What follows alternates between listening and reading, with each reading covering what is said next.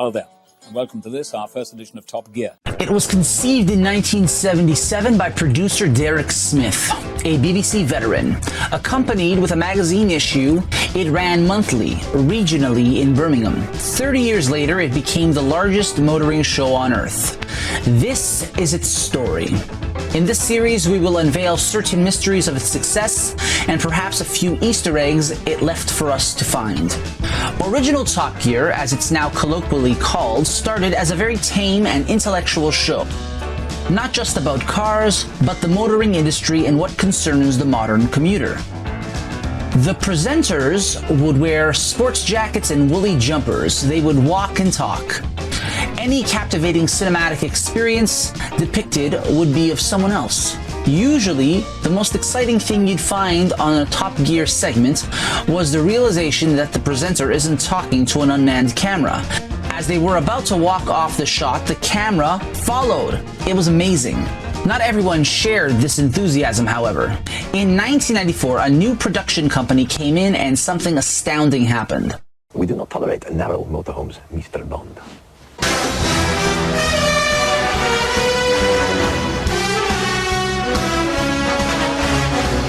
When Andy Willman came on the scene, it was clear that Top Gear would never be the same again.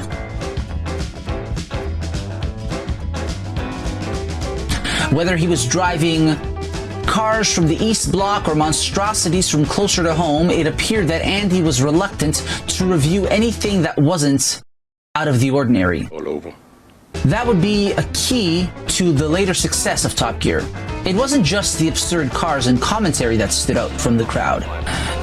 And there was a lot of absurd commentary. It's Can You Pullin' It with your genial host and ladies' man, Andy Willman. Andy brought with him a bit of highbrow humor, as well as a new cinematic direction that hadn't been done before. The norm was a presenter would take a car into the countryside and capture distant panning shots of the car just driving along with soothing and informative dialogue in a company.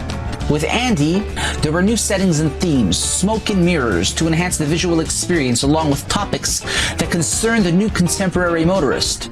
The ratings began to soar. The man who'd be driving it would be quite a sort of sad man. Not gifted in the pants department. After 1994, until they reached a peak in 1998, they skydived until the BBC pulled the plug on it in 2001. What happened? Appliances. Pleasingly convenient, usefully reliable, relentlessly unexciting. But that's where the BBC was wrong. Or were they? In 1998, James May was hired and kept the job for a little more than a year before he was sacked. They thought he was too much like a toaster. That could have been more truer than they had known. The interior is available in the following range of colours. Rhinoceros. If James May was a toaster, then the original Top Gear was sliced bread kept on too long. It would have been charred and useless, and the remains would have had to been thrown away. If James May was a handy appliance, who turned the dial? Before we try to answer this question, let's go back a bit to 1989. Actually, no. Let's go back a bit further still. To 1972. Now bear with me. Paddington was a beloved children's character. It was so successful, there was a line of teddy bears depicting the character. It would bring to life what children read in their bedtime stories. Even though they were such a success, one enterprising woman found there was room for improvement. This woman was Shirley Clarkson. Shirley noticed that the bear would never stand upright, so she fitted her son's bear with little Wellington boots. These new customized bears became so popular with her friends and family. Soon after, lots more people began asking for them.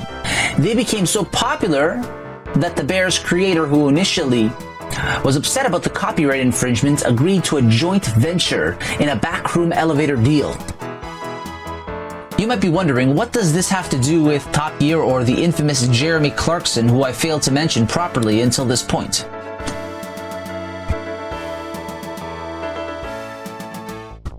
Well, everything. In 1987, Jeremy Clarkson was a motoring journalist. He was reporting on the annual Birmingham Motor Show. At a particular showcase, he found himself seated next to none other than the executive producer of Top Gear, Tom Ross. Tom saw something in Jeremy that he wanted for his program. The following year, Jeremy began presenting regularly on the show. The show didn't become an immediate fireball of fury, however. Actually, it never did. What captivated audiences were the newspaper articles he wrote and the other film projects he was part of. On screen on Top Gear, Jeremy seemed to be blending in just like the others. But off Top Gear,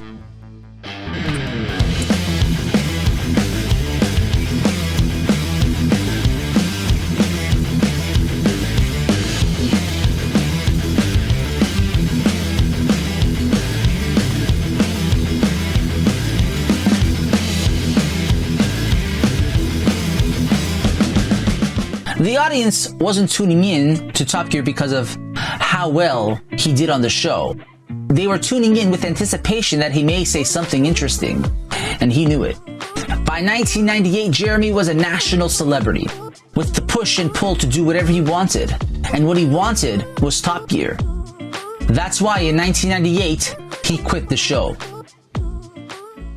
Andy Willman, as well as others on the show, felt the absence and the doom on the horizon once they heard of the new viewing figures. It wasn't good, or was it? In 2001, the BBC made the call to cancel the underperforming show.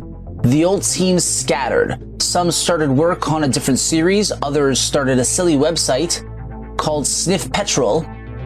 But the silence wouldn't last for long. In hushed whispers, Jeremy began to amass a team to create a new show that was like Top Gear and at the same time completely different.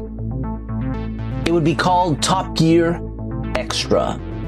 Along with a newish name and a new format, there would be a new executive producer, Andy Willman. If anyone knew what a trouser gremlin Andy was, they would expect what would happen next. Now, I still hear you asking, what does this have to do with Paddington Goddamn Bear? Okay, I'll tell you. It doesn't exactly have to do with Paddington itself.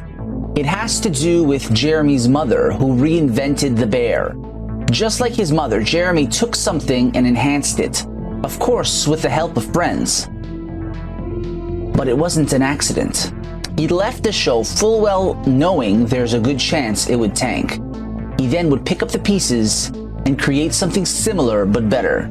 And he did. But not at first.